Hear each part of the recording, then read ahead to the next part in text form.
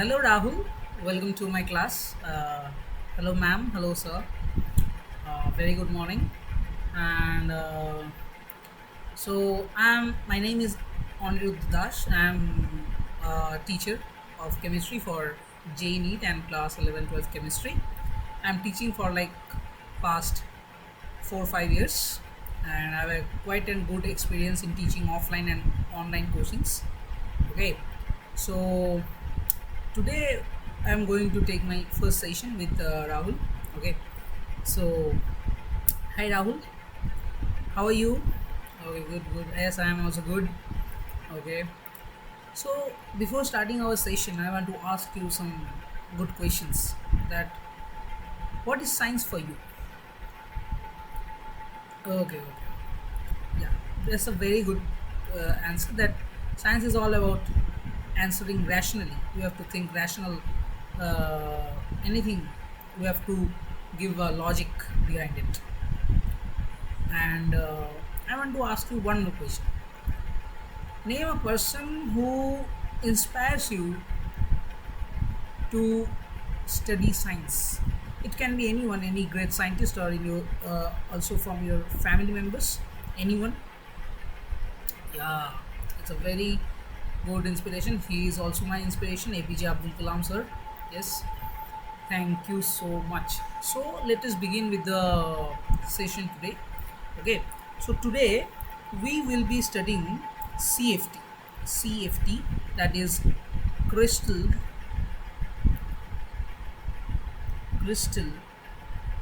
field theory. Okay, we are going to study crystal field theory specifically for octahedral complex. Okay, specifically for octahedral complex, we will study the crystal field theory. The short form is CFT. Okay, CFT. Okay, so uh, in this theory, we consider metal ion. Okay, first I have to give you a very good overview of this topic. It is from the chapter of coordination chemistry from class 12, and it is a very important chapter. And for any competitive exams like IIT mains, advanced, or NEET also, and any Olympiad or IAT, either aptitude test, any kind of that test, and also for a school boards exam, it is also very important. This topic. So in CFT, we consider the metal ion, which will be positively charged, and the ligand, which is negatively charged, as point charges. Okay. Number one point is we consider we consider ligand and metal ligand and metals as point point charges. This is very important, and we say that metal and ligand will be approaching towards the metal.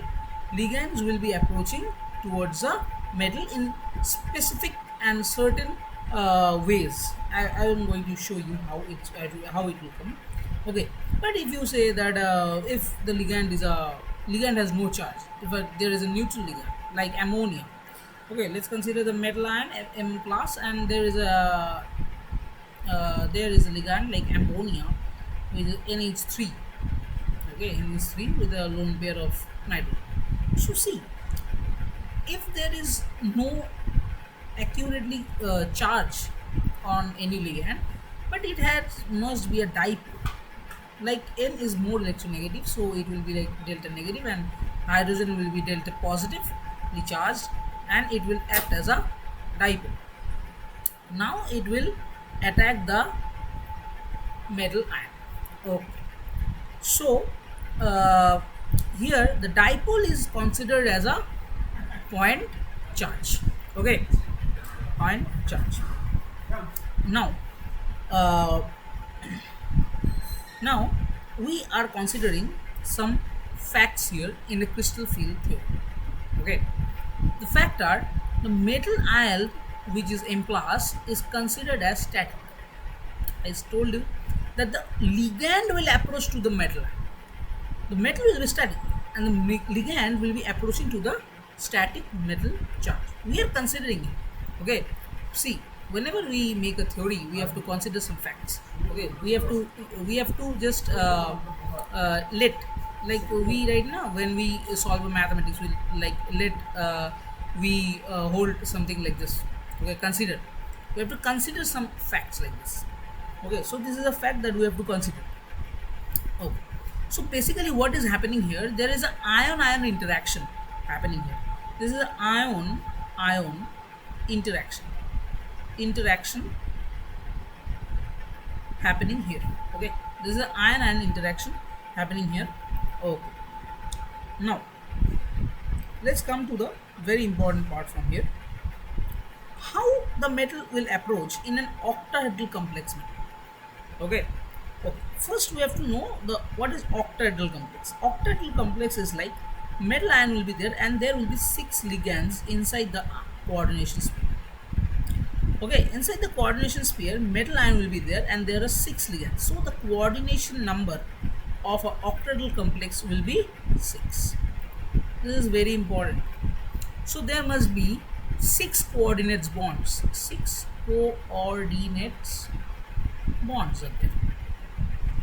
Means there are 6 ion-ion interaction will be happening in a octahedral complex. I hope till now it is clear for you what we are considering for this theory, that is crystal field theory. Okay, Rahul, can we proceed? Yes, thank you. Okay. Now we are going to imagine a thing. That let's imagine first a box. Okay, let's imagine a box here. Let's imagine a box like this. Okay, 3D box. Just like this. A cube. Now we will put the metal ion in between, in the center of the cube. Okay, and there are 6 faces in a cube. The ligands will approach through the faces of the cubes. The ligands will approach to the center of the cubes. Okay, like this.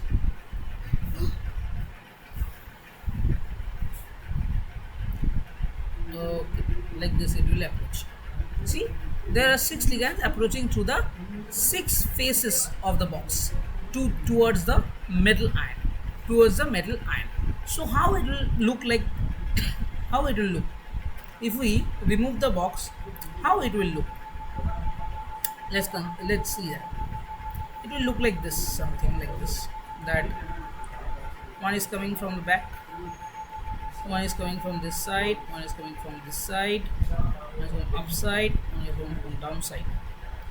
Okay, and one is coming from the front side. See, there are 4 bonds. These are the 4 bonds in the same plane, and these are 2 axial bonds. These bonds are called equatorial bonds, and these bonds are called axial bonds.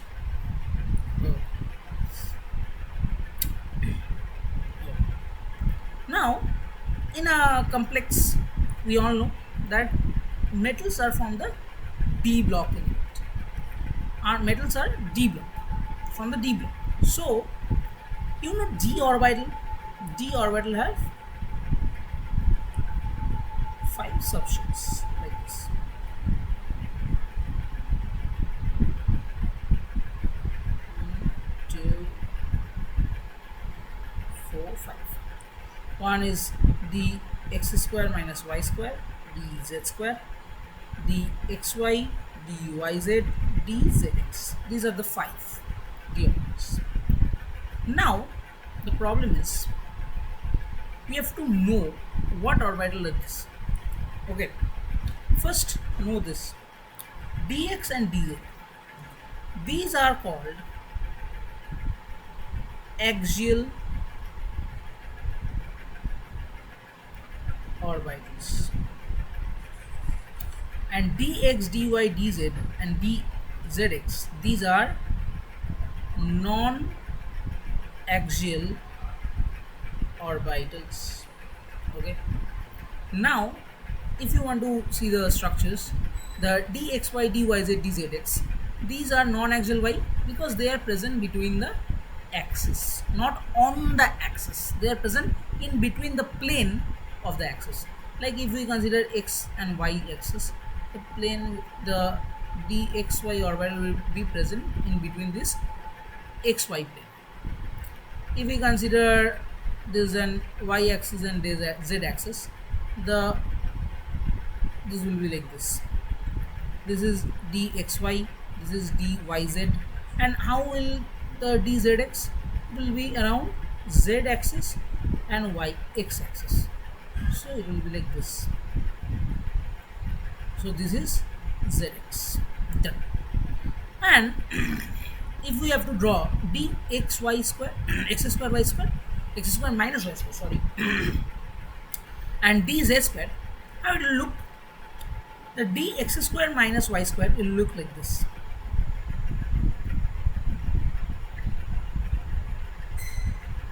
It will be on the plane. I am drawing it clearly for you once again. Wait, let the axis be this. This one is y axis, this one is x axis, and the orbital will be like this, present on the axis, like this.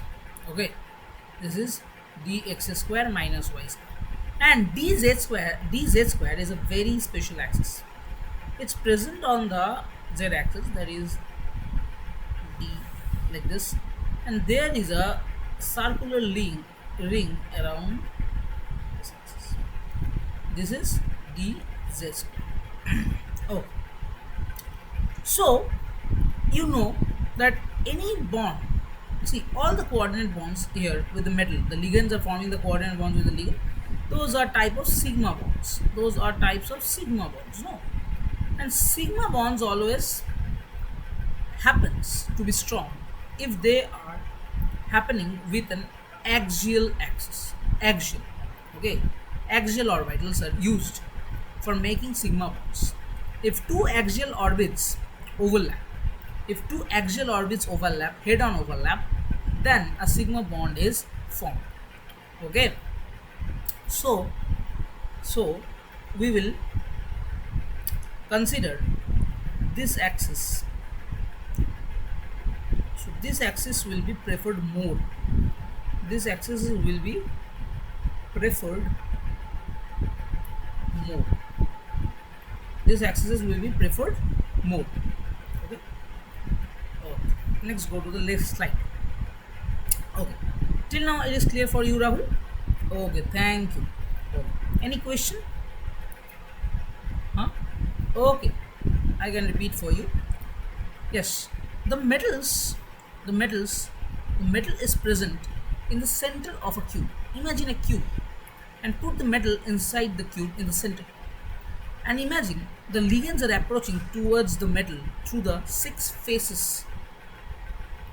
So the structure will be like this, and we can simply write it like this, like this.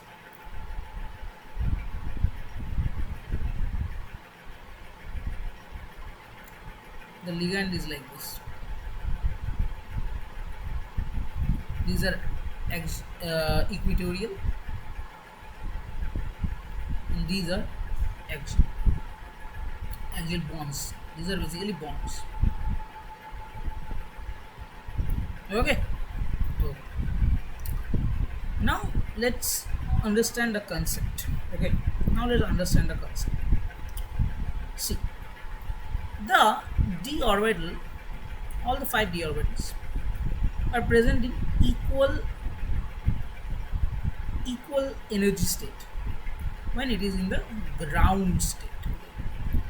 Now imagine all the metals are approaching towards it from a far away. From far away, the metals are approaching towards this d orbital. So from far away, the ligands can't distinguish between the axial d orbitals and the non-axial d orbitals. Okay, they can't distinguish because they are very far away, so they can't distinguish between them.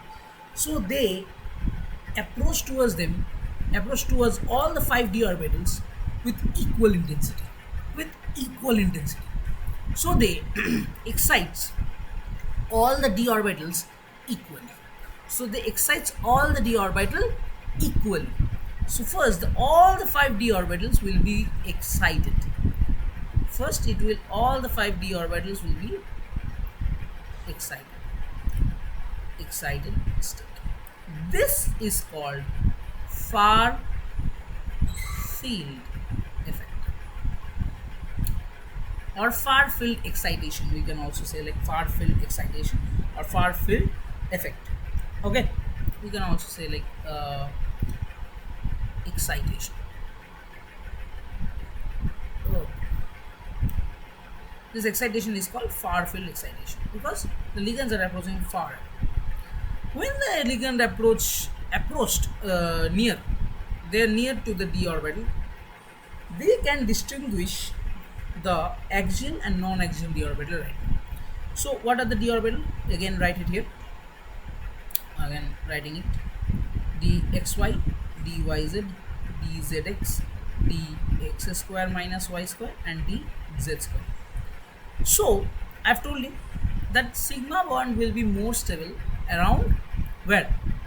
Yes, Rahul, you are right. It will be more stable around the axial orbitals. So the axial orbitals will be approached more here. So they will excite the axial orbital more. So how it will excite? Like this. The axial orbitals will be excited more. So dx square minus y square and dz square will be excited more, and the three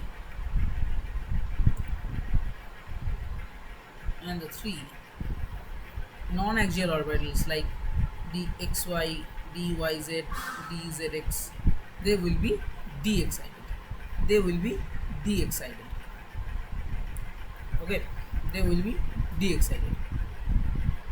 Okay. Now you have to remember something from here. What you have to remember about this? Okay, for now they are excited like this, and this excitation or this effect is called near field effect. Near field effect or near field excitation, because now they are exciting the d orbitals from a very near to them. Okay. Now you have to remember something, that the energy gap between these two orbitals, the axials and the non-axial ones, okay, are delta O, that is crystal field splitting energy. The delta O is called crystal field splitting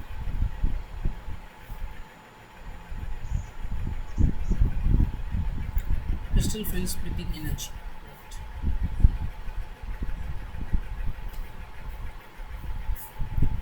Splitting energy. Okay, it is called crystal field splitting energy, and this center is called Berry center. Barry, Berry center. The gap between the axial orbitals from the Berry center, it is plus 3/5 del O, and the Berry center to the non-axial ones are minus 2/5 del O. Okay. Now you have to find CFSE, crystal field stabilization energy. Crystal field stabilization energy.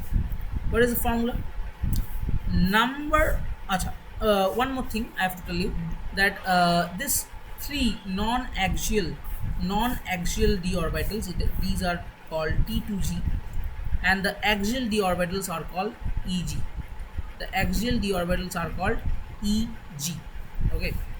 Now the formula for CFSE for this octahedral complex will be like number of electrons present in T2G into what is the energy, minus 2 by 5 del O. Good. Minus 2 by 5 del O plus number of electron present in Eg into plus 3 by 5 del O. Okay, plus P. P is called pairing energy. Pairing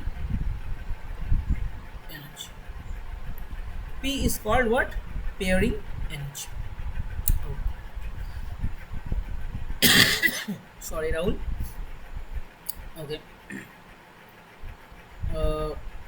Now you have to remember something here, that 1 del O is equal to 10 dq, because sometimes questions give you in this dq term.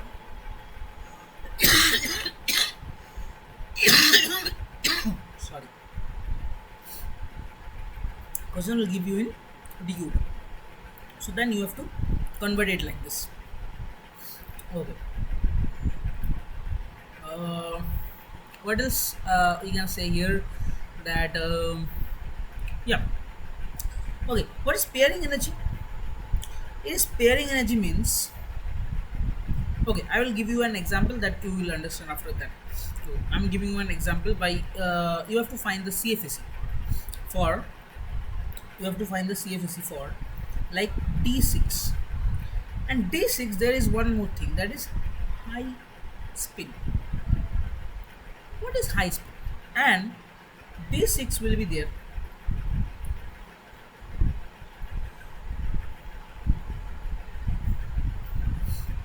And D6 will be there with low spin. On high spin and low spin. What is this? Let's consider D6. Okay, D6 like is like 1, 2, 3, 4. D6 will be like 1, 2, 3, 4, 5, 6. Now it will be divided like this. 2 axial orbitals will be up, and 3 non-axial orbitals will be down. Okay, now we will start filling. First, the lower energy orbitals will be filled. Okay, like 1, 2, 3. When it is high spin, will go upward. Will go up. Okay, will not pair it up. Will go up. 3, 4, 5, and 1 is remaining. We'll pair it here. 6. This is what D6 high spin. This is Eg and this is T2. What will be the CFSE? Number of electron in T2G, that is 1, 2, 3, 4. 4 into what I say, this gap is minus 2 by 5 del O, and this gap is plus 3 by 5 del O. So here it will be like minus 2 by 5 del O plus 2 into plus 3 by 5 del O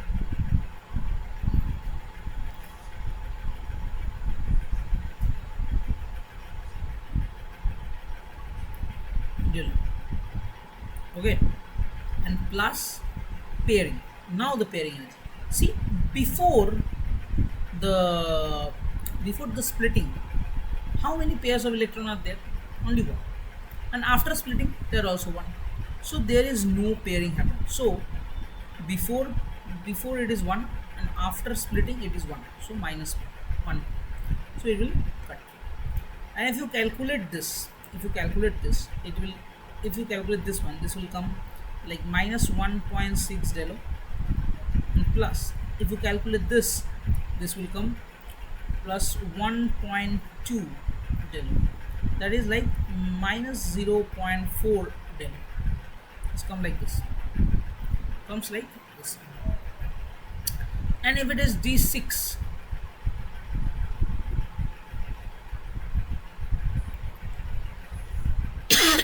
low spin, 1, 2, 3, 4, 5, 6. Now in the low spin, what will happen? See,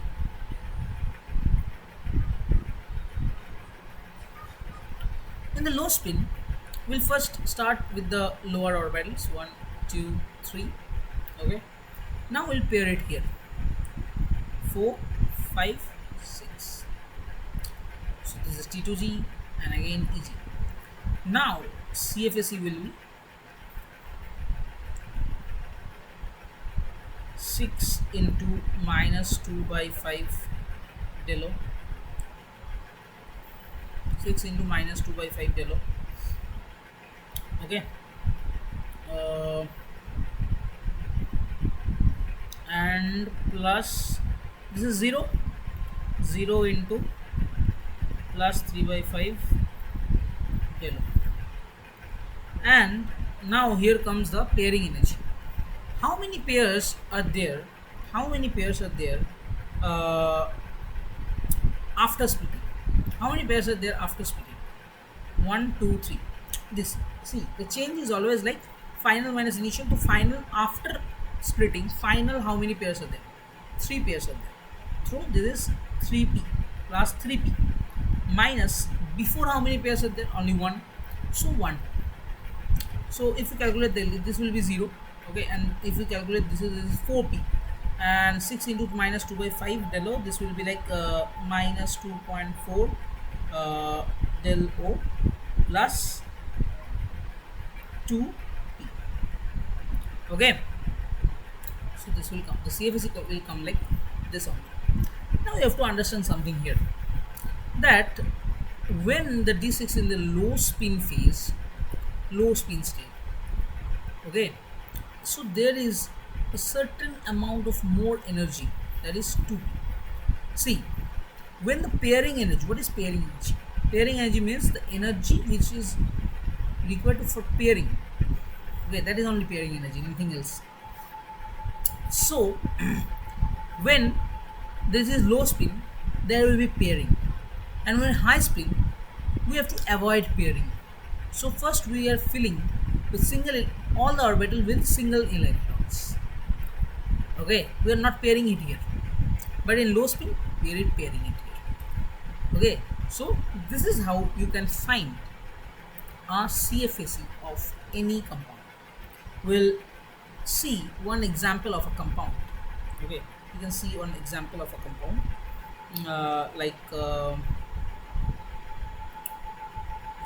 one example we can see like, okay, Fe Cn whole 6 4 minus. First we have to find the Fe oxidation state. So Fe oxidation state, what is this oxidation state? We have to find, let it be X. Every Cn has minus 1 charge, so minus 6 is equal to, the whole charge is minus 4, so X is equal to 6 minus 4, that is plus 2. So Fe, it is here plus 2. Now what will be the configuration of Fe here? Fe2, what will be the configuration? For Fe2, what will be the configuration? So see, if you find out the configuration for Fe2, it will be like D6. Okay, it will become like D6. Now again fill it up, 1 2 3 4, 1 2 3 4 5 6. Done. Now we have to split. The Eg will be 2 and T2G will be 3. Now the Cn, it is a weak filled or strong filled ligand. You have to find it. Okay, these are weak filled ligand or strong filled ligand, so you have to find it out. Because Cn. Cn, the donor atom is carbon, so it is a strong fielding. Okay, so it is a strong fielding. So I can write it here, but I can write it here. Cn is a strong field ligand. So in strong field ligand, what happens? Pairing happens. What happens? Always remember, pairing. Pairing will happen. So where pairing is happening, so pairing means low spin. Okay. So we have to write the D6 low spin, like 1, 2, 3. 3 unpaired, then pair it here. 1, 2, 3. So the CFSE will be 6 into minus 3 by 5. Sorry, minus 2 by 5. Minus 2 by 5 delta. Okay, and pairing, it is here the pairing. The EG will be 0. I am not writing the EG. EG will be 0. What is the pairing? After splitting, the pair are 3 pairs, and before splitting it is 1 pair. So 3p minus 1. What will be the answer? It will be same like the previous one, minus 2.4 delta plus 2. Okay, so this is how you can find any CFSE for any complex compound. Okay, so here I am ending the session for you, Rahul. Okay, here I am ending the session for you.